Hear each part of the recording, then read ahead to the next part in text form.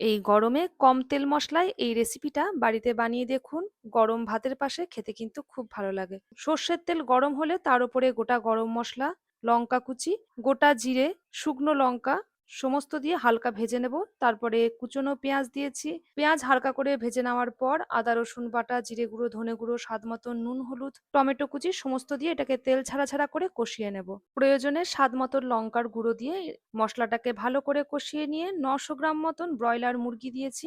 আর আগেকার ভেজে রাখা ডুমো করে কাটা আলু, পেঁপে, তার সাথে ১/৪ কাপ পেঁয়াজ বাটা দিয়ে এটাকে ভালো করে কষিয়ে নেব। ৩ থেকে ৪ মিনিট ভালো করে কষিয়ে নেওয়ার পর গরম জল ৭০০ ml মতন এর মধ্যে দিয়ে ২০ থেকে ২৫ মিনিটের জন্য ভালো করে সেদ্ধ করে নিয়ে একদম শেষে গরম মশলা আর ধনেপাতা কুচি ছড়িয়ে নামিয়ে গরম ভাতের সাথে পরিবেশন করুন আলু পেঁপে দিয়ে পাতলা চিকেনের ঝোল।